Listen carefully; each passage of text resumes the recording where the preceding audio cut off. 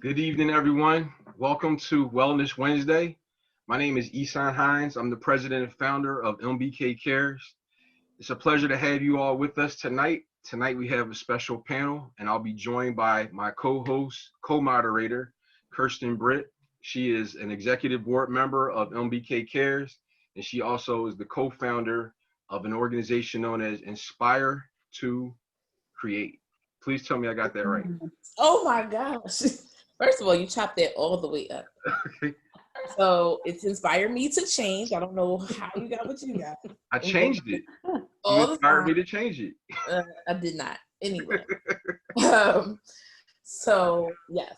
And tonight I am excited to be a part of this conversation from both sides as a co-host and moderator and also as a foster parent. So I'll be getting the opportunity to play both sides tonight. And so we'll start to introduce our guests as they go around. I'm going to start off, Brother Ambition. Could you please introduce yourself and tell us a little about yourself? Yeah, just real quickly, my name is Ambition, the poet, Harper. Basically, I'm a foster care poet. My job is to make sure that I inspire people with my voice, my art, but to give the true stories and the true stories of the unspoken voices, which is foster children. Some are orphans, and some are in group homes all across the globe, not just in America. And so I was a foster child from North Philly, a small part, as we all know, is Nicetown, and was raised by a woman who adopted me from West Oak Lane, but ended up raising me in South Jersey. And so we'll talk more later about my story and how I got here. But that's what I do. I'm literally the only poet that walks around and say I'm a foster care poet. So I'm so excited to meet you and thank you for having me, bro. Awesome. Thank you for joining us. Mm-hmm. Thank you. You're on mute. You look like you're having a great conversation. You're still on mute, Isan.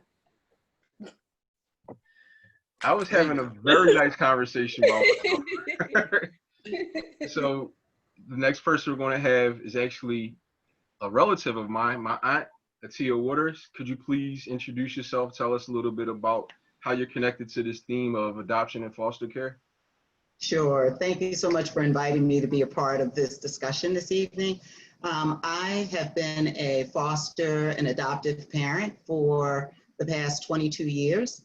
I recently retired from a job that I had in corporate America, and am now also working with the Salvation Army's Children's Services as an orphan care ministry coordinator. And in that role, I'm trying to open doors with churches to help them to recognize the role that we play as believers of Christ, to be the hands and feet of God in support of foster children and vulnerable children in our community. So that's an additional piece that I'm doing, and I'm still fostering whenever I can, and also work with CASA, the court-appointed special advocate. So I'm a CASA volunteer in the Philadelphia area as well. Welcome. It's great to have you here. I can say I love you on the screen. And I love you back. The next person we want to have is also flesh and blood. I want to bring up my oldest cousin, Kia. Kia, please tell us a little bit about yourself and what connects you to this conversation. Okay, so I'm Kia Griffin Merritt, coming to you guys straight from Louisiana, Bayou Country. I have sat on both sides of the aisle. I'm an adoptee and an adoptor. I have the privilege to parent biologically and through adoption, and we also provide support for parents that are in the foster parents to their foster children. Awesome. Mm-hmm. Well, it's great to have you here, Kia, and I love you. You too. Next up, I'm going to bring up Jennifer and Keenan Moore. Could you please tell us a little bit about yourselves and what connects you to this conversation tonight? Hi, we're Jennifer and Keenan. We've been foster parents for 16 years. We've fostered 30 children. We've adopted 4 with parents of 6, 4 adopted children, and 2 biologicals. So we have a 20-year-old, a 10-year-old, a 9-year-old, a 7-year-old, and twin 2-year-olds. And also we're transracial adoptees. So we've also adopted 3 white children. So we're on the opposite side of, the current foster care situation. We know what it is to adopt white children in during this time, during a pandemic. So it's been really interesting. And and also I'm part owner of a child care program called Creation Place, and we're DHS contractors. So half of our population are children that are in foster care. So we support resource parents and to give them high quality child care, because children may be in child care temporarily, but they need high quality child care. That's good. That's good. That's beautiful. Mm-hmm. Well, welcome to the discussion. The next person we're going to have on the panel is actually a friend of mine named Lori Smith. Lori played a significant role of helping us prepare the questions tonight for our panel. And I thought it was important to actually have her part of the panel because Lori has a special purpose behind wanting to be connected to this topic as well. Lori, could you please introduce yourself? Yeah. Hey, everybody. I'm excited to be on this panel tonight. I know we have an amazing group of people to hear from. But a little bit about myself. I am a graduate school student, first and foremost right now. That's taking up most of my time, working on my master's degree in counseling with a concentration in trauma.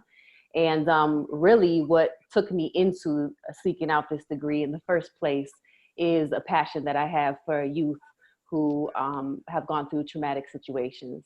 And so that has been my heart, my passion for many, many years. I worked in Uganda, East Africa for a few years, taking care of orphans and training at actually an institute there where they were training people to do orphan care. They found that a lot of people have a passion for that, but don't have the knowledge to go along with it. And so I went through that training and just have always had a heart for orphans, for those who come from broken home situations and need loving care. So, yeah. Thank you. It's great to have you here. Awesome. So let's get started. I'm really excited about this conversation. Definitely a need for it, particularly in our community, to be able to talk about it from all of these different angles. So I'm excited about the diversity of the panel. So I'm going to address first, Ms. Atia. I'm going to ask you about just the need in general. What does that really look like? Why this need for adoption and foster care? Can you speak a little bit about that? Also, Kia, you can chime in, or anyone who would like to chime in, just from that space of what is the need around foster care and adoption? Sure. Well, I know that we have panelists and probably people listening that are outside of the Pennsylvania, Philadelphia area, but I can, speak about what's going on in our state. So in the state of Pennsylvania, there are usually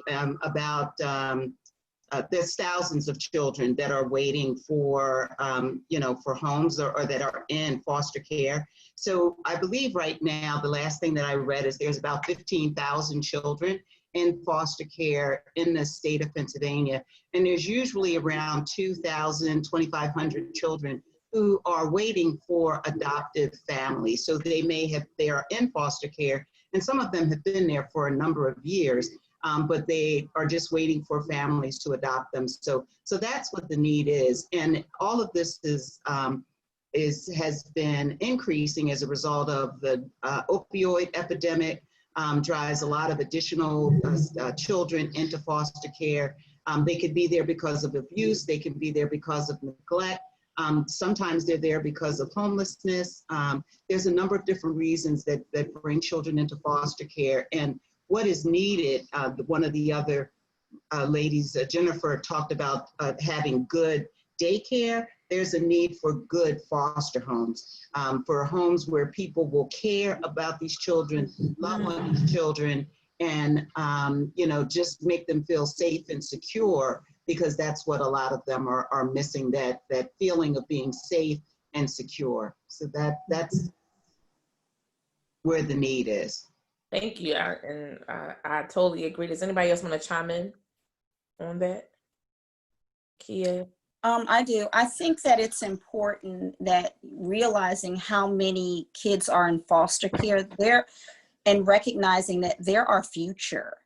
And so if you have a home filled with love to give, whether you're married or whether you're single, I would encourage you to really pray about that, because and seek God about fostering to adopt, because it will mean the difference in someone's future.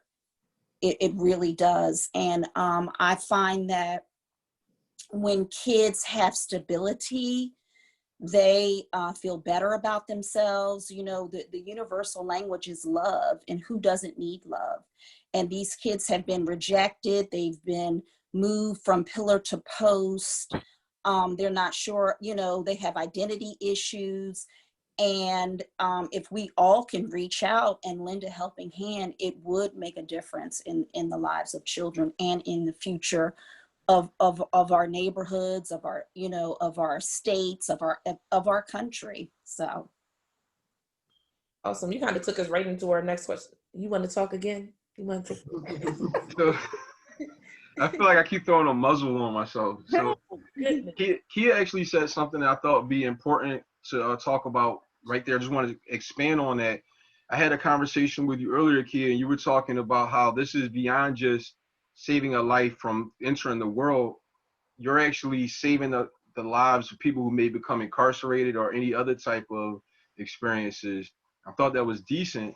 And right now we're in an environment where we're seeing death all around us from a virus, but also we're seeing death within our community through murder, all kinds of things. I thought it was really interesting how you were talking about love, because you're changing the course of a person's life. you're actually changing the trajectory of their path. And I think that you're instilling their, you know, helping to find their purpose. We all were created for a purpose. And I think that a lot of times, you know, kids lose their way because their parents have not been able to fulfill their purpose as a parent. So if someone else could step up and lead and guide them so that they can be on the right path, it brings them life, it brings them joy, you know, it allows them to dream, and it allows them to be successful people. So not only for them, but it can have an impact for generations to come.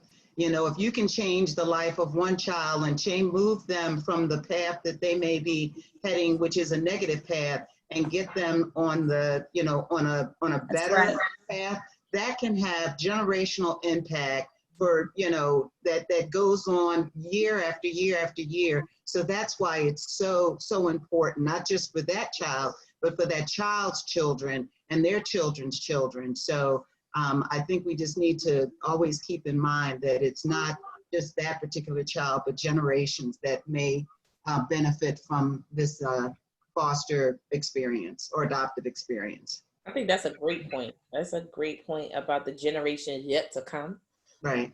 That are impacted by the direct interaction and care of those that are here right now. And so, you know, you guys are touching on some questions that we already had and just kind of opening that door. But this is great. It's great conversation. So ambition. What are your thoughts just around this whole idea of need, and what's kind of most important to you? What's the message that you really want to communicate around foster care? Because you call yourself the foster care poet. So you gave yourself that title to kind of advocate and speak to what is the message that you want people to walk away with after listening to any of your pieces? Yeah, it's really about the awareness. I think that, you know, when I come into these spaces, we are talking about police brutality. We are talking about racism. We are talking about, you know, the plights of, you know, African-American problems. You know what I mean? But the one thing that gets looked over by the community is sometimes it's the foster children that's within it. So my job was to make sure that that story was constantly being told. You know, we represent prison population. We represent the homeless population, as Isan said earlier. You know, you're talking about generations of people that are representing the three problems: incarceration. You're talking about homelessness, and one of the biggest things that if I showed you some of the numbers about Black young women going into sex trafficking, it would scare you, of the numbers of women that are Black and kids that are Black that are missing, and they are being sex trafficked. And then a big portion of sex trafficking victims are foster kids, who also seep into the runaway portion. So my job as a foster care poet is basically going around the country and just saying the story, you know. And so I went to California this weekend. Before I went out there, I talked to some foster care people and professionals to understand, you know, what's going on out there. And they have the highest rate of entries. They have the highest rate of sex trafficking. So I'm like, yo, I can't go to California to sit on the beach and not be aware of the foster care problem that is there. And so every time I travel somewhere, I am going to ask the people of a particular state, how can I help? What's the issue? And can we link nonprofits and private citizens, you know, to step up and do job and to have that resource apparatus, you know, and to help people, you know. And so that's kind of my message, is just. And we lost you on audio. Ambition? We lost your audio. I don't even think he can hear us. Can you hear us? Because you're not on mute. I think we should move on to someone and then come back. Right. And we lost them. Can you hear me now? Yeah. Yep. Okay. Yeah, so I was going into poetry venues and they didn't know what I was talking about, you know. Right. And I'm like, no, foster kids right in Philly right now. You know, there's shelters you're walking by, there's foster kids that's in them. CFCF is represented. I'm telling you, there's foster. He lost his audio. I want to say something about him. I had an opportunity to go to a book signing. One of my friends who's actually on the board of MBKCares, Lamar Dixon, he wrote a book a couple years ago called Let Fear Go. And he had ambition there performing. He was like one of the not open mic, he was a featured artist there. He captivated the whole room with a story that was a point of view of a foster child. I never heard anybody do anything like that. And it's just interesting to see the kind of work that he's doing beyond just writing poems, but using his poems to speak to other people on a higher level and trying to address things systemically. So I'm proud of you. We lost your audio, man, but we hear you. Oh yeah, sorry about that. We Yeah. We're gonna come back for sure. I want to open up to Jennifer and Keenan. One, as a couple, how do you make this decision to, you know, you did share that you had both biological children and adopted. You had foster care, I guess you started with foster and then adopted. Right. But how do you, as a couple, you know, how did you guys come to this space of saying, hey, we want to adopt, we want to add to our family? What came first? How did this all come about for you guys? Well, we were actually dating when I had started doing foster care. I did residential treatment, and one of the girls that had aged out, who was in the foster care system, had a baby, and she just dropped her off at my friend's house. So, you know, like as a community, we've always taken care of children.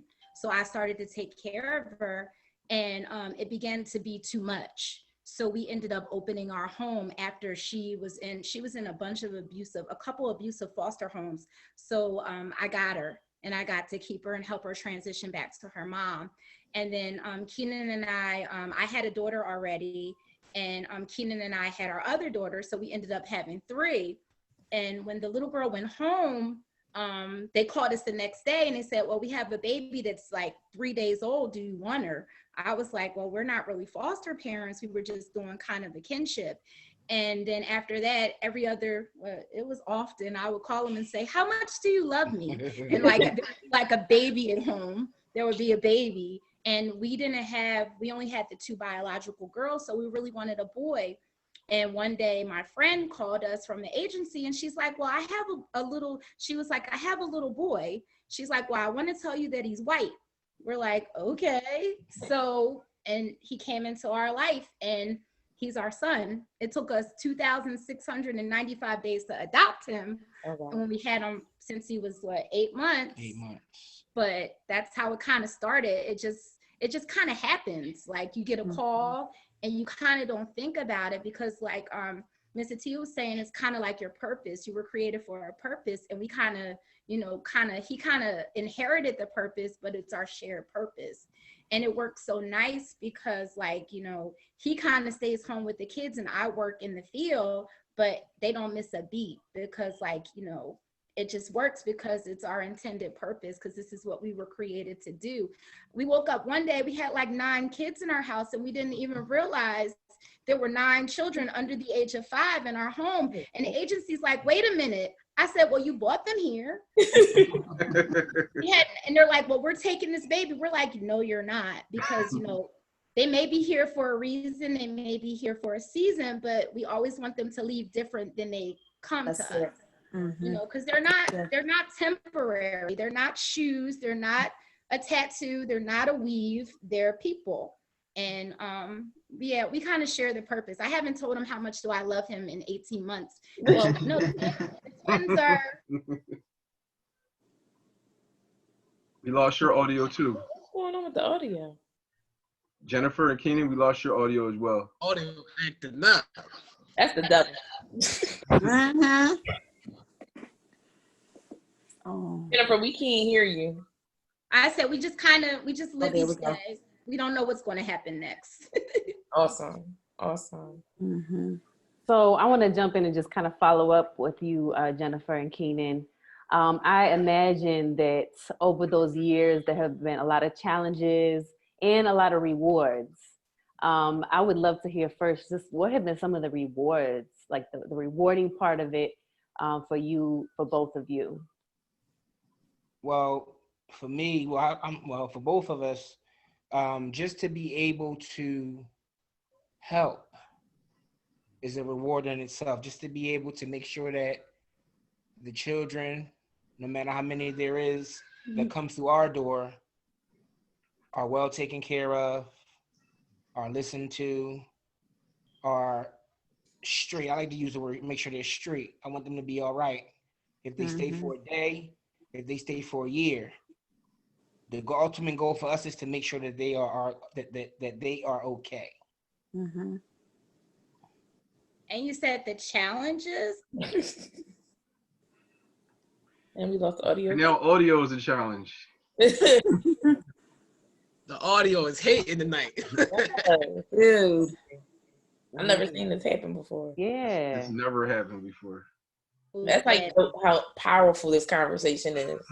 Well, a lot of times, like if you see it the other side, like you see white families adopting black children, they're saving the black babies. Right. But when it comes to us, it's a totally different stigma. And we have 3 white boys, like they're white boys, by blonde hair, blue eyes.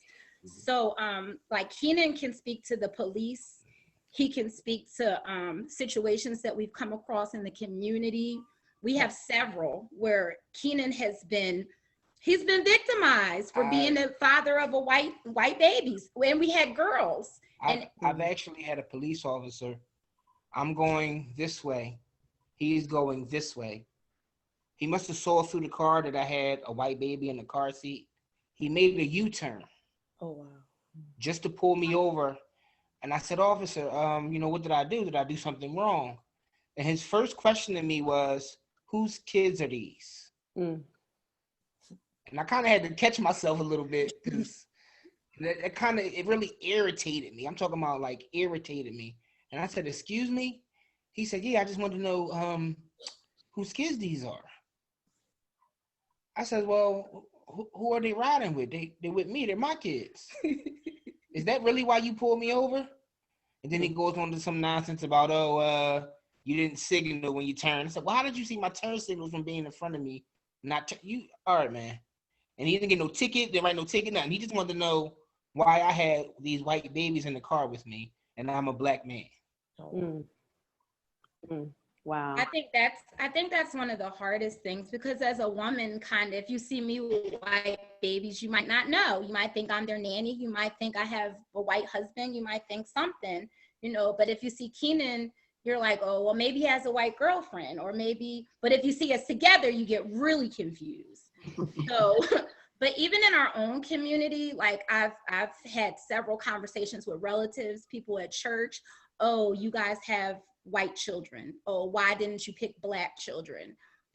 Why did they give them to you? Or like, several things like, or you could have, or even we've been told, well, there's so many Black children out there in the world. Why didn't you? We said, well, God chose them for us. They're our children. That's and it. we were chosen for this moment, and we're chosen to be their parents. That's it. Even during adoption procedures in the court systems, my husband has been, he hasn't been treated nicely. And yeah, so I guess the challenges are really, I don't want to make it all about race, but I think that's something that you need to go into with an open mind and an open heart, because color blindness cannot exist. Color is a question. We see it. We talk about it. Our family is open about it, and we're honest about it, because the world needs to know. And my boys are going to be amazing men, because they'll be like, that's my mom, that's my dad. They love me. This is who I am. This is my family, and my race is not my culture. So those are our biggest challenges. Like everything else is easy and fun for the most part. That's great. I mean, and some of the trauma, like, having 3 boys that have been born addicted to heroin and crystal meth, and that's been a challenge. But trauma can heal as long as you revisit it.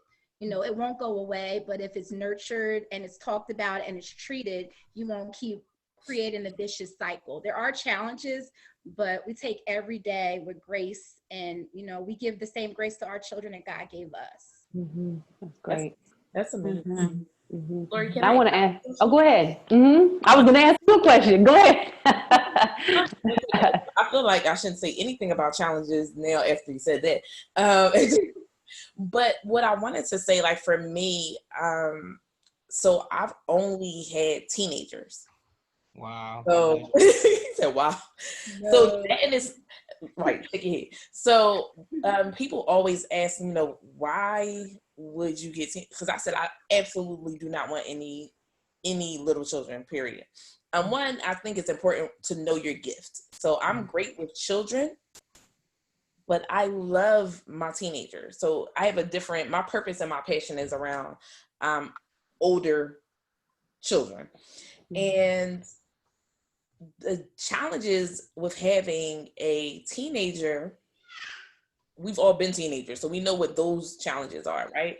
But being a teenager coming into somebody's home now that I'm supposed to look at as a mom, that I've been wherever for the last 15 years. Like my daughter came to me when she was 15, and all the experiences that she had prior to me. Like, it's different when you have a 3-year-old. There's only been so many experiences they could have had before they got to you. But by the time someone is 16 years old, they've already kind of formed their thoughts around who they are, who they want to be, who they're going to listen to, what they're going to do. And so there are a lot of different challenges that come with having a teenager. And people, came at me like, aren't you scared that they're going to do, like, how do you sleep at night? Like, how can you trust them in your home by themselves? Like, I had to really, and this, I think, goes really back to what Jennifer and Keenan were saying, and I'm sure everyone else on the panel agrees. It's like, when this is your calling and this is your thing, that's it. This is my child. So I don't treat her like she's somebody I just met on the street. This is my child. And I give her the love and all of everything that I would give my own child that I birthed, because she is my child. I don't have biological children, and so she is my child. But that is a process. It was a process for her to accept me as mom and to see me as mom, because for a long time I was just Miss Britt, and I wanted her to like see me as mom. And then one day that just all shifted. One day I was just mom to her. I was Mom Dukes in her phone, and I remember when I was in her phone and it was just Miss Britt, and then one day it went from Miss Britt to Mom Dukes, and I never said anything. I just saw, and it just warmed my whole heart, because I realized she gets it. She feels it now. Everything that I was trying to provide for her, she feels it in this moment. When she comes and she crawls in my bed and gets under my cover when I want to be by myself, like, I get it. Like, this is something that she never had. And now she's 19, being able to know that I was able, you know, with God's help, to be able to provide that for her. And we go at it because, you know, we're females. We both, I've been where she's been in a lot of things. So we go back and forth. But, you know, we sat down today and I was just like, you know, I love you. Like, and I said, you get on my nerves. As I was preparing for this, I was like, you get on my nerves. She was like, and you get on mine probably about 90% of the time. I was like, really? But we can have those conversations and laugh and just be really genuine. And I know that she loves me and I know that she gets that love. So for me, that challenge of just a teenager, but I said I would never have anybody under the age, and I've had 3. So they've all been teenage girls, which is the whole. Oh, wow. God bless you. But You had so one that was me for challenges. Wow. So kind of a question coming out of that question, as people are hearing you all talk about some of the challenges, and I think that a lot of people they hear about, you know, wow, there's that many kids in foster care, and oh my goodness, that's terrible, and oh wow, but I don't know if I could ever do that.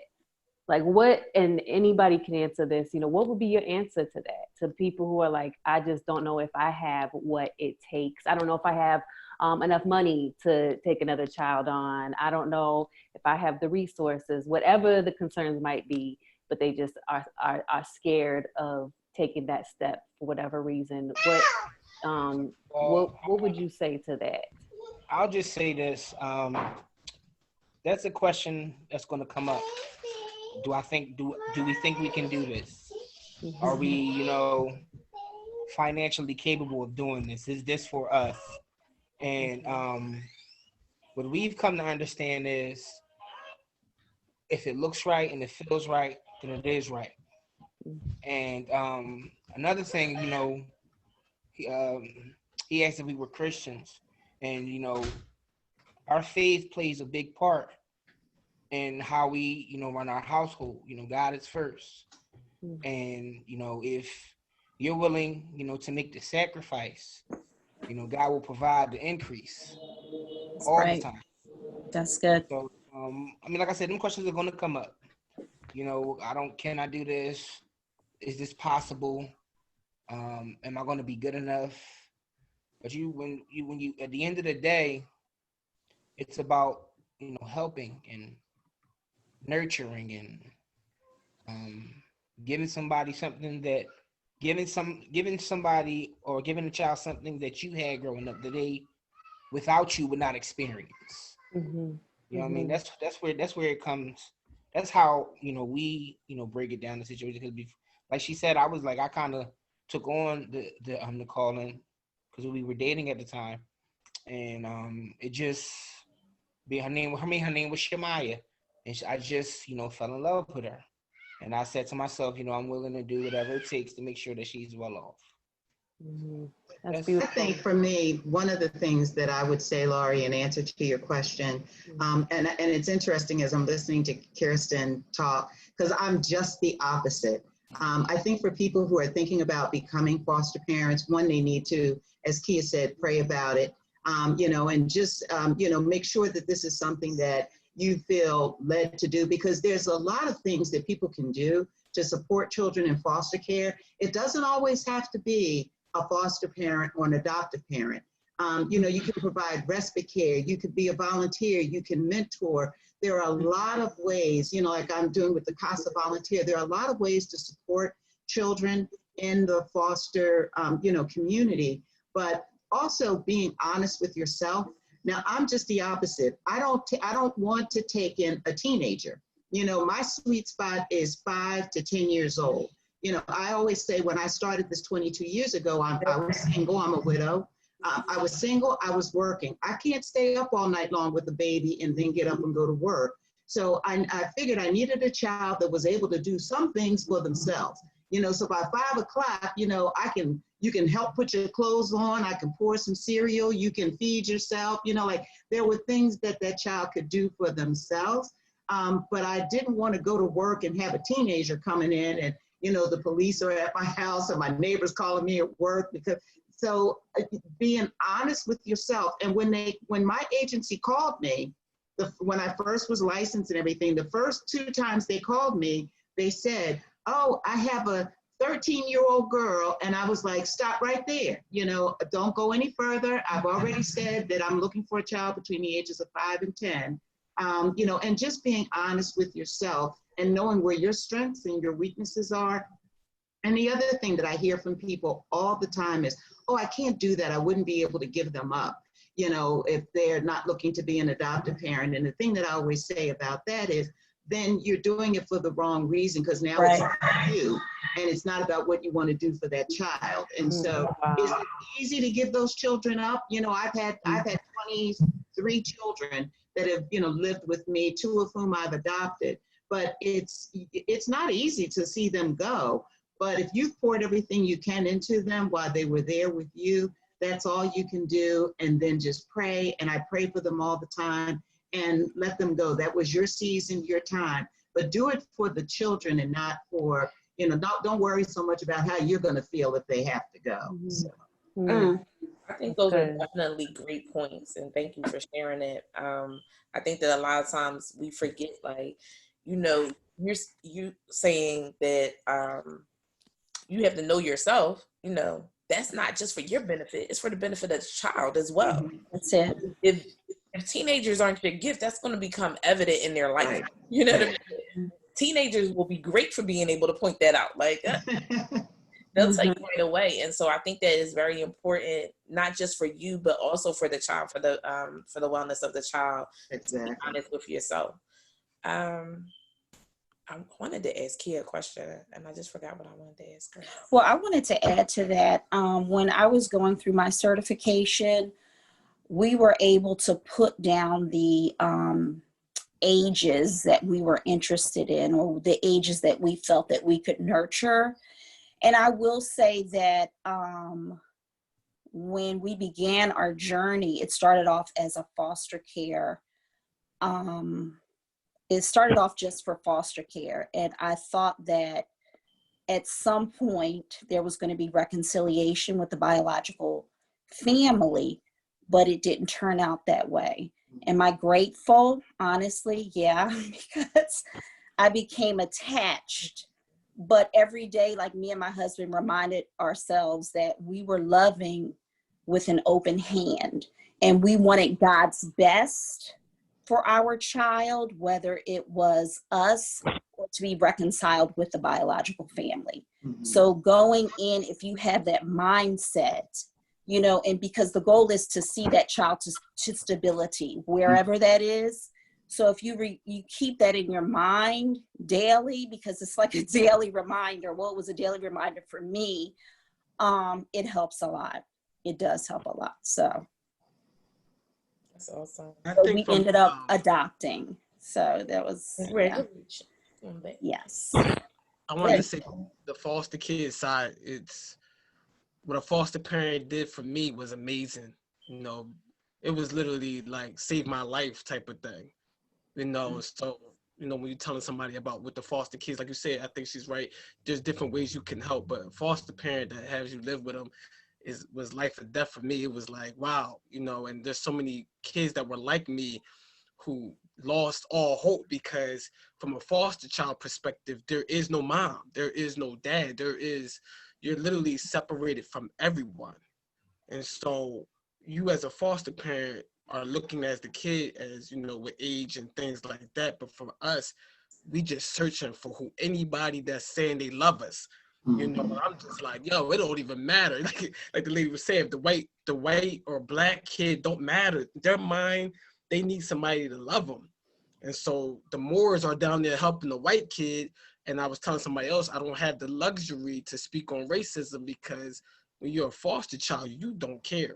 You just want somebody to love you and somebody to call your family and then try to figure out the identity crisis that you're going through.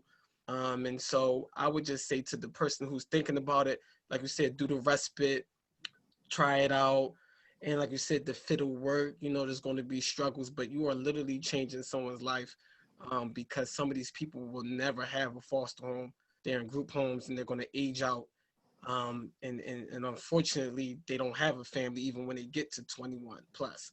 You know, so I'm so grateful for the foster parent that I had that's my adopted mom now, because if I was in Philly, I literally, you know, it could have been over for me. And so to tell the parents that you are literally could be saving somebody's life, or, you know, changing the trajectory of, you know, what they're going to be. Ambition, I would like to say something. So one of the purposes behind why we're having this discussion tonight, many people know My Brother's Keeper cares to be about suicide awareness, which we are, but we're about holistic areas of mental health. And part of our vision includes a program called Constant Care. The Constant Care thing was something God put on my heart last October, almost a year ago, right? I was driving and I was listening to a podcast, and the podcast was telling the story of two siblings who were given away to two separate families for adoption. And one of the siblings grew up and they had a family that prepared them, helped them to have a higher education, and they went on to have a career as a doctor. And the other one graduated high school and didn't have any opportunity, and the family pretty much left him out on his own. And that adult walked out in traffic and took his life. So the hope that's provided by different journeys or different families is really important. And so our program that we're creating is called Constant Care, to make sure that as people get to a certain age, they're not abandoned and just left out, but there's something to follow up. One thing that's really on my mind is a story. Are any of you familiar with this story or the image of a kid who was hugging a police officer? It was a black kid hugging a white police officer a couple years ago. Yeah. The image that went viral. I don't know if many of you know, but that kid is no longer alive. That kid was actually adopted. And this is something that I didn't realize systemically. There's some stuff going on. That child was adopted by two white women who were adopting black kids and abusing them. And those parents, actually, those adopted parents, drove that family of black children Off the cliff. and they killed them. And they were abusing them and everything. And that kid, I was looking up the images, things were going viral with all the racial uprising recently. I was looking like, whatever happened to that kid? And that kid actually is no longer with us because he was in a systemic system where these people adopted black children to torture them and then ultimately kill them. So I really am blessed to hear how you were talking about, particularly Jennifer and Keenan. Every one of you are talking about creating an environment of love, because the trauma, I can't imagine trauma coming from the people you're put in trust of. And somebody has made a decision and said, this person is qualified to take care of you, and giving you to somebody who ultimately abuses you. I can't imagine that. It happens more often than it should, and it gets reported than we know about. But I wanted to, because that's just a lot for me. I'm sorry, I didn't mean to make it heavy. I just thought it. No, it's okay. No need to apologize. It's okay, because it's real and it happens. I did want to go back to something that Ambition was saying. It just reminds me of how important it is, and even Mr. Tia was saying about knowing and Kia, knowing your purpose in your season, right? So sometimes, I know for me, I'm the type of person where I like to see the end of things, right? And sometimes it's not always our place and our position and our purpose in that child's life to see the end. So some plant water, and God gives the increase. So you might not always be there to see it through the end. But I say that to say, just when we talk about what I would want to tell people that are considering it, is that knowing that every part you play is important in their child's life. And so like it was said earlier, even if it's a night or a week that they spend in your home, that you were able to love on them, you don't know when the last time they got that or when the next time they'll get it. But I promise you, they'll never forget it. Right. And so I remember one time, one of my other daughters, we were in the car one night and we were just talking. I just did a workshop on trauma, and she just got so much out of it. And we were just in the car talking, and she was just like, and she was my runner. Every issue, she smoked weed in my house, everything, every problem I could possibly have. This one right here, she was the run for my money. And so you would feel like sometimes like you're not getting through. And then that one night we're in the car driving back home, and she said, you know what? She said she had been in foster care since she was 6. And she came to me not even as a foster child. She came to me as one of my mentees, and she was 17 at that time. And she said, I never had anybody care where I was at night. She said at 15, I could be out at 1 o'clock in the morning and nobody would ask. You ask me where I am at 3 o'clock in the afternoon. You know what I mean? She was like, she just never had that before. And it meant so much. As much as she tried to buck the system that I was putting in place, she loved the fact that I loved her enough to ask. You know what I mean? Or I loved her enough to wonder where she was. And so, no, you might not always see that full transition, but every part counts, and you just can't give up. So that's what I would say. So that's good. Thank you. I wanted to ask Kia, I know you're coming from a unique position of having been on both sides.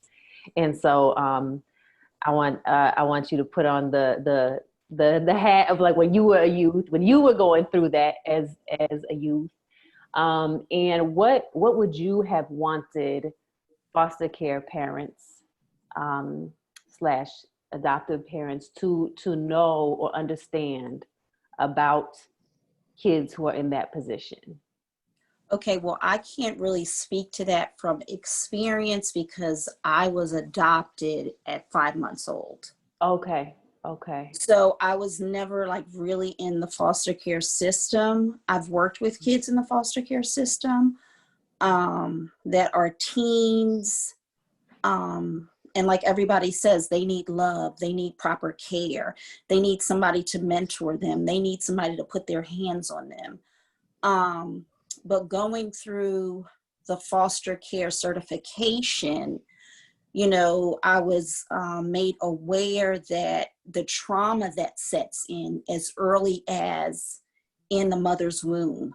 And so they were saying that, you know, you may have a newborn, but they may have experienced trauma in their mom's womb that they need healing from. So, you know, the more that you love on them and nurture them, the more they're going to be able to move past that trauma. Because, you know, I think like Ambition said, everybody wants to be connected. Everybody wants to be loved. So as a child, to be moved, especially as an infant, from your biological parent, there's some things that kind of don't set right with you. And so you may have issues processing certain things.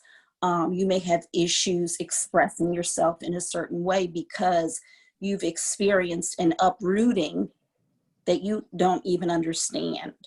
So if that helps with your question, but you know. Yeah, no, that's great input.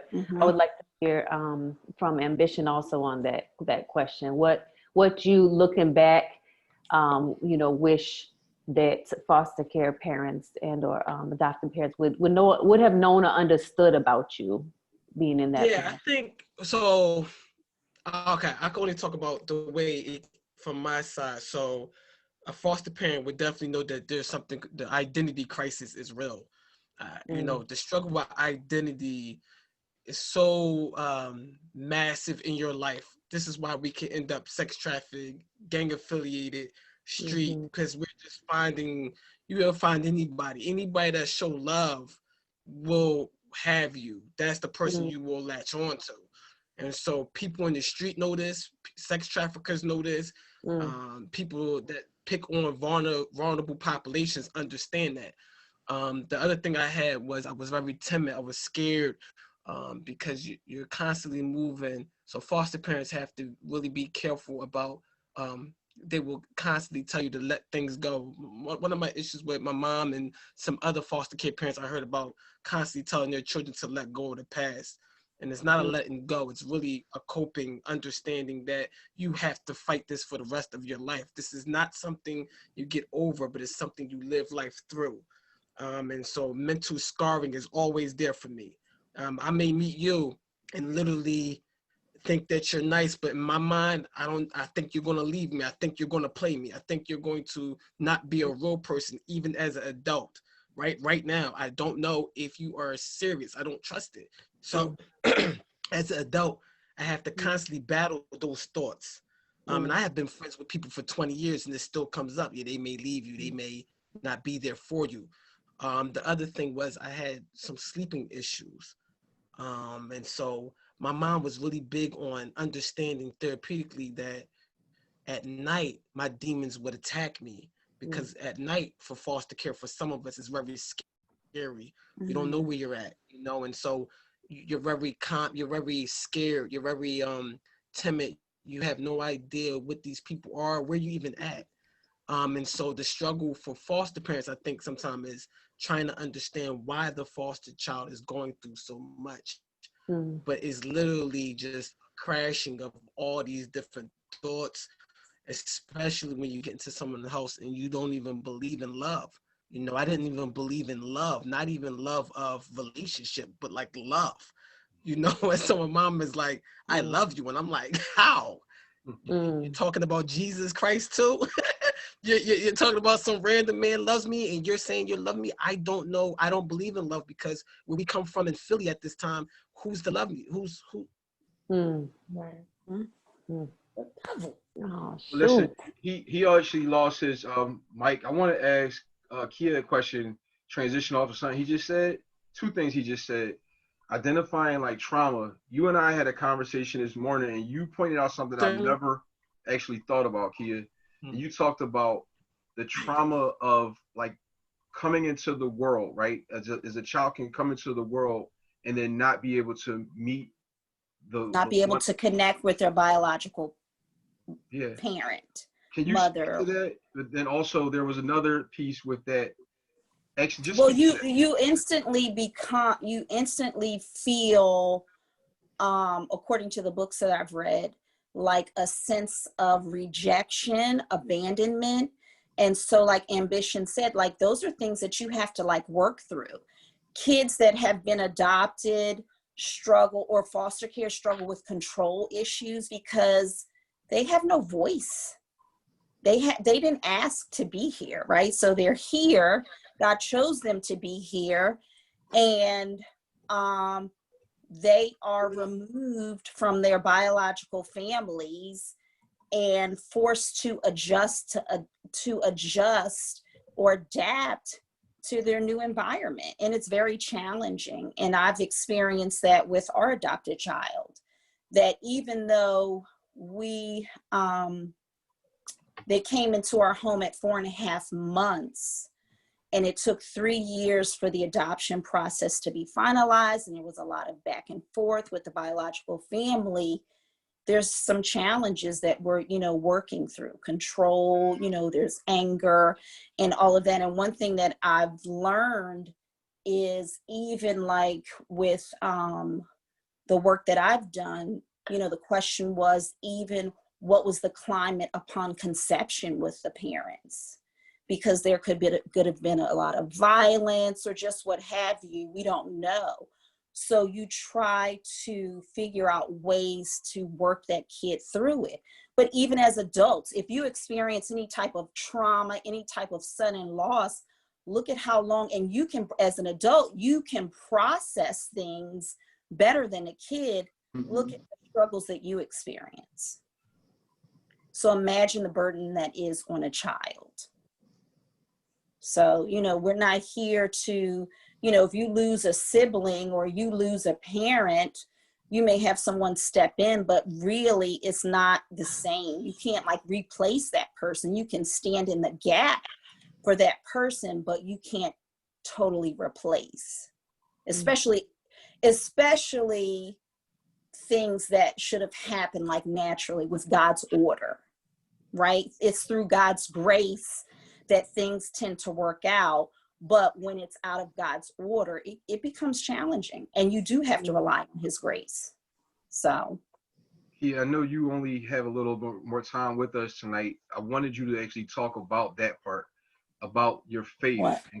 Your faith and how it's been developed. Oh, well, and actually, yeah. So it was through, it's even though I was adopted at 5 months old, like I've had a total of 3 moms because my adopted mom died. So then I had another, my mom that, is my mom. She raised me, but still in the back of my head, I've always wondered, you just wonder. And the people that I've talked to that have been adopted, they always wonder. So, I took a step of faith and I went on this journey with my husband to do foster care, and we ended up adopting, and it just opened up the door to Isan. And today I get to meet Aunt Tia, but it opened up the door to my biological family. And I felt like because I took that step of faith, God revealed to me what he wanted me to know, but I don't know if I would have been prepared before taking the journey of foster care to adoption, because, like as a biological mom, you're like, why would anybody, you become judgmental. Why would anybody give their kid up for adoption? Like, what's wrong with them? And why, I came to the realization that even though we may be called to parent, we may not be ready to parent. Mm-hmm. We may not be ready to parent. So God has set up his people to step in the gap, right? He set up his people so that we can be that grace. We can extend grace. So there you go. That's it. I love you. I love you. I love y'all. I'm like, I love that. She was talking that truth. Yeah. But one thing I want to point out, and we had like an extensive training, and one of the ladies, I actually brought the book out to show you. It's called The Connected Child. Okay. And it's talking about parents who have welcomed children from hard places. And, we want to get out of labeling. Like, I think fostering is a journey, but it doesn't define the person. Mm-hmm. Being adopted is part of my journey, but it doesn't define me. But this lady, Karen Purvis, like, she tells you different ways to build trust with your foster children or your adopted children. And she's very good. She was a pastor's wife, foster mom, biological mom, and she was on staff at TCU, Texas Christian University, and I was going to go meet her, but she passed away. So I recommend this book for anybody. Also, too, for you, Ambition, The Connected Child, and then it's also, too, The Connected Parent. So I brought those 2 resources by Dr. Karen Purvis, and she passed away. She went home to be with the Lord, but her model has been used, at least in Louisiana and different countries, for foster, like for childcare services to train their parents under. So, yeah. One of the things with our agency, with the Salvation Army, we have certified trainers of that trust-based relational intervention that Yes. this, launched. And so it's a very intensive training to help resource parents help their children to overcome some of the trauma that they have experienced. So that's an excellent resource. Mm-hmm. It is. And understand too, like, it's a calling. It's a calling, because even though, your child may have been uprooted, right? So you think about a seed and it's planted and it doesn't get a chance to take full root. So it's uprooted and it's replanted. And some kids are replanted several times and they don't even get a chance to take root. So how does that affect them? But even as our child was uprooted, and I believe that God worked it out for us to have them, is taking time to root. So patience is the key. Prayer is the key. Surrounding yourself with people that aren't so judgy is the key. and just constant pouring and just trusting God, because I'm honored actually to have been chosen to be my kid's mom. I didn't think he was gonna come this way, but he did. And I feel like, like I have 4 children now, and it's an even, like with all my kids, they know it's an even playing field. Like, everybody's on the same level. Everybody's going to get the same inheritance. Everybody's going to get the same type of Christmas gift this month. Do you understand? So, and I appreciate my biological kids because they jumped right in. They were hands-on. So it wasn't just it was a family journey. And, everybody's blending well. We're just working on the behavior problems, but I'm blessed. Like, I don't want to say that my kid is blessed. No, I'm really blessed because God chose me for him. So. The one thing I wanted to add about the foster parent thing too is like she was saying, I like what she was saying about she's blessed, and when some foster parents look down at the foster child to help. What I always say, even when you approaching people who've been through a lot of trauma, is sit with them on their level. And my mom came to my level and understood what I was seeing, really understanding what I was seeing. And the only thing I think foster parents do need to cope with, even my mom went through it, bless her heart, which is still here. But when it was time for me to discover my biological side, some foster parents get very insecure, sometimes itchy, a little, like, are you gonna stop talking to me? And I had to really have a conversation with my mom, like, that would never happen. You saved me from Nicetown steps, so why would I, leave you? But there was some uneasiness there. And I do think foster parents in the system should really have a better approach to self-discovery of family, of the biological side of the person, because there are some identity hurdles that need to be closed to move on. My mom is unfortunately still in the facility today. She's still not doing well, but I am so thankful to God that I got a chance to meet her and the rest of the family, even though I don't talk to them. But there were some things I needed to meet, I needed to see and say, oh, this is why I was in foster care. Some children don't understand why until they visit their families and they be like, oh, okay, God, all right, I'm cool. Because there's a reason why, more than likely, why you're in foster care. But you do need to help that child discover biological backgrounds. There's something there that they need to close on, even if it's not, even from a distance, because some people die never knowing anything. And some foster parents don't assist in that because of their own issues. So I just really wanted to touch on that. I want to say that real quick because that's so true. From the foster parent side, I think it's really important, and this kind of goes back to Lori's question before, like things that you would say. Parenting, period, brings about a whole level of self-discovery for you. But fostering and adoption is a different level of self-discovery. It definitely tells you a lot about who you are and some of the things that we as parents need to deal with and address. And so some things you can kind of look to deal with before you even begin this journey of fostering. And some things you will realize you need to deal with as you begin this journey of fostering. And those insecurities, they speak to something else in you. They speak to some of the things that you've gone through and haven't dealt with.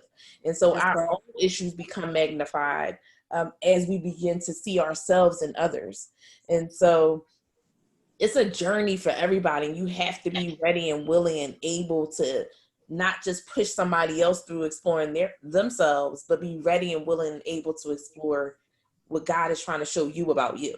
That's it. I've learned and I've grown so much because of my daughter. As great as I know I am or thought I was with children, she has challenged all of that. She's made me question all of that. I'm like, I don't know if I'm really that great as a parent sometimes, because she's pushed me to levels and limits that I just didn't think that I didn't think I was that person or that parent. And so it's been a challenge, but it's a good challenge. It's a needed challenge. And I think that as long as you go into it open to that, you'll be okay. Mm-hmm. That's good. That is good. I know that we only have a couple more minutes here. So one thought on my mind as somebody who is considering, well, I know it definitely will happen. I shouldn't say considering. I will be doing it at some point or other. It's just a question of when, right? It's not if, it's when. But other people like myself, we're going, okay, where do I even start? Like give me some practical resources, tools. Where can I look? How can I start this process? Tia? I'm about to say, what state are you in? Oh, I'm right here in Philly. Oh, yeah. Well, yeah. If you even go on the, I know the State of PA website, they have a whole walkthrough that you can go on. I'm sure some people do have some foster care agencies, so you go through the process of making sure that your home, your finances, they're the process. Some of the stuff they ask for is a little tedious. I still don't understand why they ask certain questions, but you're going to see, from what I understand, what's going on and them asking. But it really is through state. I know different states have different processes and standards, but I would definitely go through the state website, or sometimes the city website may have, as it regards to even being a foster parent, and the standards and the process getting started. Thank you. Yeah, and you can license with an agency, or you can license sometimes directly with the, with the city. So there's a lot of different ways that, I shouldn't say a lot, but there's different ways, different avenues that you can go into becoming a foster, a foster parent. So the one thing that I would suggest, Laurie, is to just do your research. There are, you also, there's a couple of websites out there as well for foster parents. And there's a lot of open chat in those websites, or Facebook groups, I should say, where people can ask questions about different agencies, and you can get some honest feedback, because you want to align yourself with an agency that's going to support you and that you're going to feel comfortable with. So doing that research and making sure that you're aligned correctly will make all the difference as well in your foster adoptive experience. So. Oh, and please, and make sure when you in that process, one of the things is what they had, those failed adoptions, and it's a serious thing and it's real. Make sure you are seriously honest with the agency, that when they give you a child, that they tell you the full file. It's very important to say that out your mouth. Kia understands what I'm talking about. With all respect, agency, I love to take care of foster children and all that. I want the full file. Do not omit anything. I want the full file, so I see exactly what's coming in my house. We have had kids that my mom said that they were good. They was they got there and they were a little bit more radical than was told. And agencies and sometimes the state have known to do that, and that's not fair to the foster parent, because arson wasn't put or was told, and then they find out that that's not the case. So you really want to be frank with the agency. Please do not hide anything from the file. I really want to know exactly what this kid has been through, so I am prepared mentally for the capacity of that child. We just had a situation in Philly where that was not the case, and that resulted in somebody's life. And those kind of things discourage people from doing Absolutely, because they're not telling the full, and that's not fair. So yeah, when you talk to them, be very stern about that. And that's one of the things I think foster parents need to be aware of, is that there is some things that agencies and sometimes the city do, and like you said, they put somebody in your house and it's nighttime and you don't understand what's going on, because that's not what you were told. And she's right, the story that ended, that was sad. And that's because, people are not being honest about who's in your house.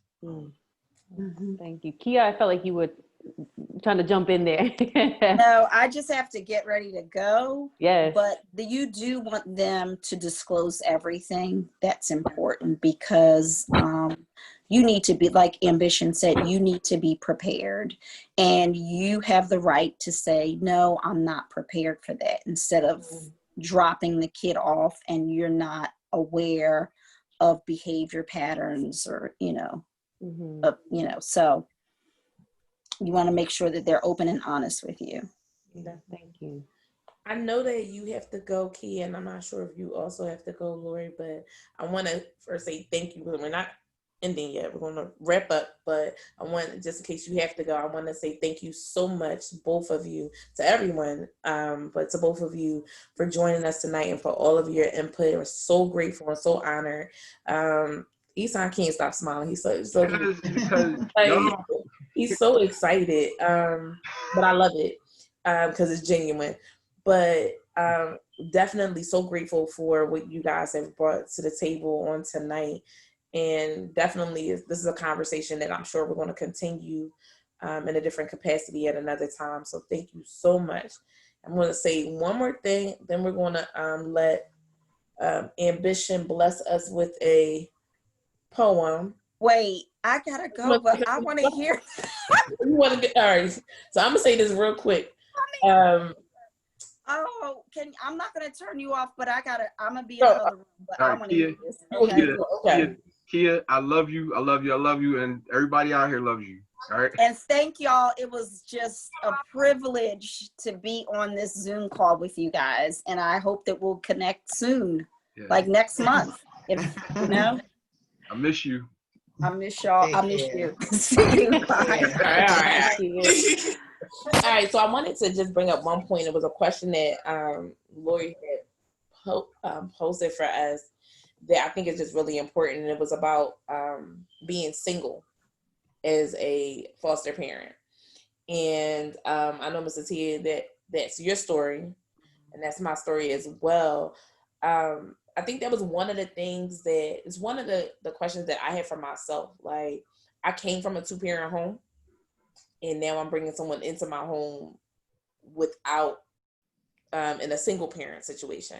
And it's definitely something that I had to think a lot about. And I think what was really important for me was just making sure that, so when I first got my daughter, her father, she was very close to her father and not her mother. And then within a year he passed. And so trying to keep male presence in her life, positive male role models, was really important. But it was also something I had to be very sensitive to because of the loss of her father. Mm-hmm. So she wasn't looking for another dad. She didn't want anybody stepping in that role.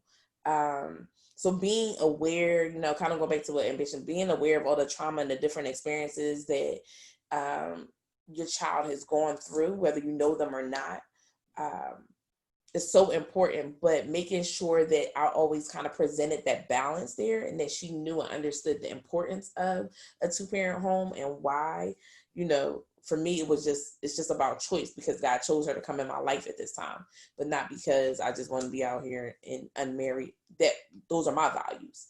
So just being able to communicate those things, and then having that support, whether it's from my brother, like my brother Isan, or my brother, my biological brother, whoever, to be able to just be that male presence in her life, a positive male presence in her life. So I'm not sure, Mr. T, if you wanted to say anything about that single journey. Well, the one quick thing, because of what Ambition talked about just with biological families, in my situation, we had sort of an open, I adopted twin boys, and they still maintained a relationship with their biological father.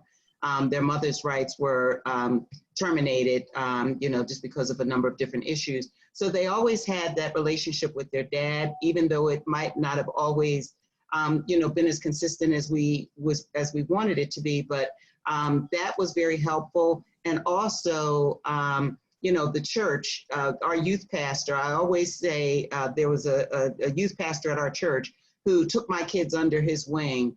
And I just felt as though he helped to fill in that gap as well. So as a single person, you have to have your support system. You know, I have my girlfriends, I have my family, and so they were there to help support. And my kids still had the connection with their biological family as well. Sibling, their older sister, we maintained a relationship with her. So they always knew, and I think that helped my kids to not have to deal with some of the things that other adoptive children deal with. They didn't have to figure out where they came from. They always knew where they came from, and they always had that connection with their biological family, their father's side of the family, their biological mother's side of the family, and then with their new family that I brought, you know, to our relationship. So, but yeah, we can do it. We can definitely do it as single women. Thank you so much, both of you, for sharing that. Yes, I would be shocked if I didn't say that my business partner, who is a male, is not. He plays the role of goddad to my daughter, and so their relationship, they have their own relationship outside of me, and that's so important for me and for her. And so it helps to keep that balance. She tells on me to him. That's her go-to. But yeah, it's important just to find those people in your life to help be that support system. So that being said, any last words? Because we are about to be blessed out here. Continue to be blessed by Ambition over here. You ready? Ambition, you ready? And we're going to pray right now. I'm praying right now in my head that this audio is going to be right. I know. I'm hoping. Is there anything that anybody wanted to share before Ambition goes?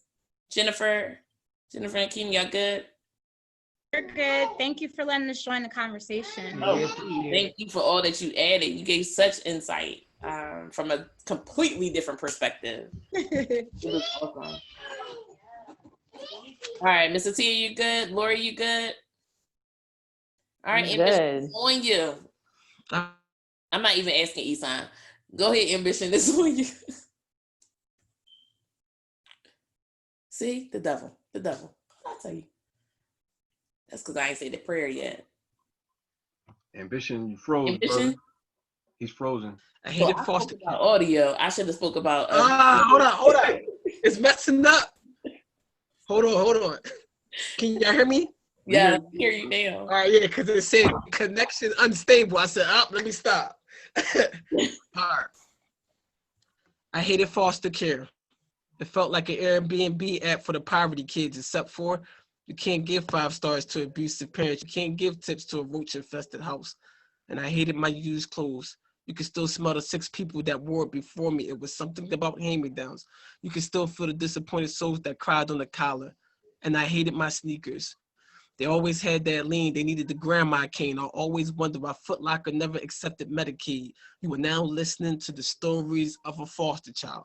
They asked me how I feel about my mother. Well, life gave me an epidural in my tongue so it goes numb every time we're talking about birth in our relationship. How am I supposed to feel about a woman that left me to die? Do it look like I'm that crumpled up birth certificate you trying to find when you finally trying to get your passport? You are now listening to the stories of a foster child. Well, they asked me how I feel about my brother. My sibling told me I had to drink out of the back of a toilet, and what black boy in America should try to quench his thirst the same place where he emptied his guts? That's yuck. I think we should shut this session down. We're starting to tap on the monsters, been snoozing since my childhood, waking them up with 3 shots of espresso, letting them snort a couple lines of pre-workout powder. And my mom, she always said there was a little boy inside of me playing with matches near his forehead. He thinks the only way he can get rid of his memories is by setting his skull on fire. You are now listening to the stories of a foster child. Well, my mom was good to me, and she said, boy, you got to be yourself. I used to say, but I'm a child. You hit mute.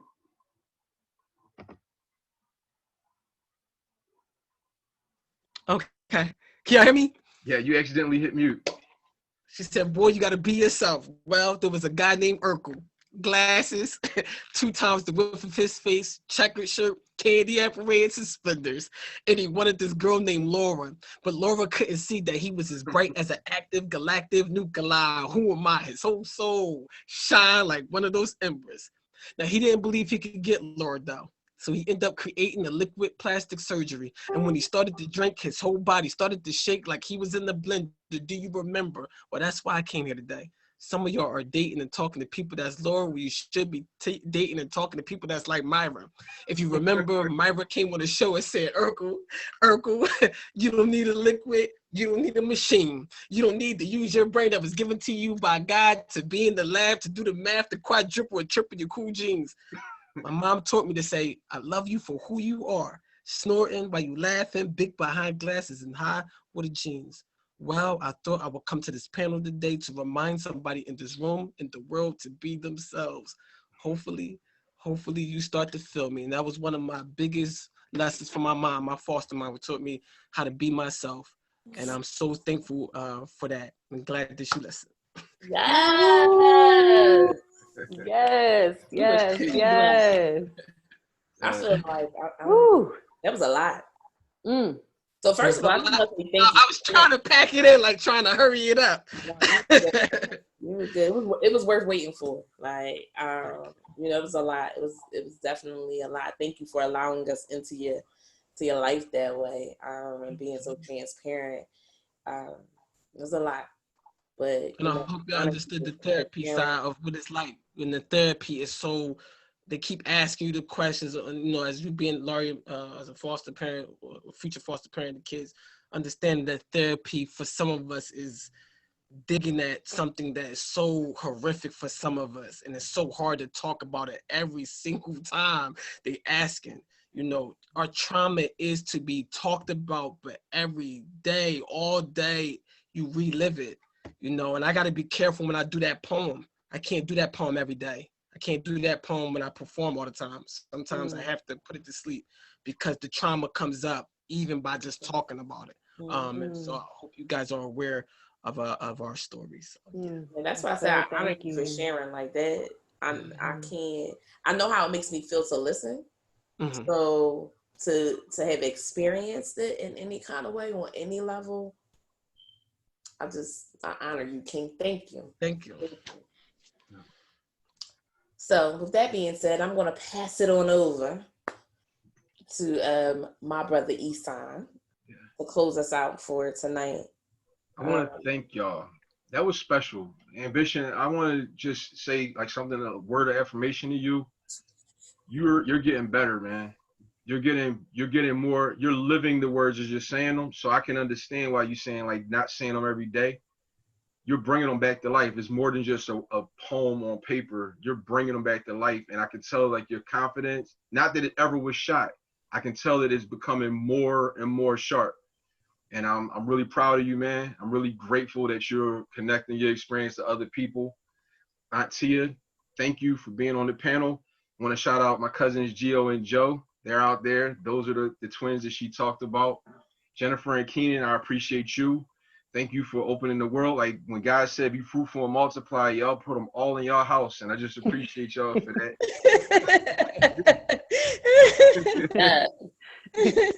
Thank you. Sister Lori, I really appreciate you. Thank you for creating the questions and some framework for the panel. Thank you for being a friend and a constant supporter of MBK Cares. My cousin Kia, I know you're not there right now, but I see your bookshelf, and that is a phenomenal collection of books. First of all, there's a lot of wisdom over there. Look at that, all books. That's like the Encyclopedia Britannica. Y'all remember that? No. Well, I love you, Kia and Rod, my cousins, and Kirsten. Thank you for being a friend. Thank you for being a sister. Thank you for being a part of MBK Cares and for also chasing your own ambitions. Thank you to our studio audience out there. If you're hearing this on Facebook, on YouTube, if you're consuming this on any platform, I appreciate you for your time and your attention. I would like to just point out one of the messages that is on my shirt says Out of the Darkness Walk. The American Foundation for Suicide Prevention has an annual walk that takes place at the Art Museum. Well, this year is going to be a virtual experience. I encourage everyone to go and check out afsp.com. Go to the Philly site, afsp.org, and look up the Philly Walk. This year is going to be a virtual experience on Sunday, October the 4th. There's a team called MBK Cares as we march for my brother every year. This year we have a virtual team, and I partner with that organization, and they support MBK Cares and a lot of the work we do. We're not just here for suicide prevention. It's for mental health. It's for all of our well-being, because just like there's problems that show themselves systemically with racism and everything, there's systemic reasons why people reach a point of suicide, whether it be poverty, whether it be abuse, whether it be neglect, whatever it may be. And we're trying to address those things. And we do those things by having these types of conversations, addressing things on a systemic level and opening people's eyes to other experiences that they may be foreign to or just don't understand. So I'm looking forward to having another discussion next week, as we have a panel that's going to be moderated by Alana. Alana Stevens is one of our board members on MBK Cares.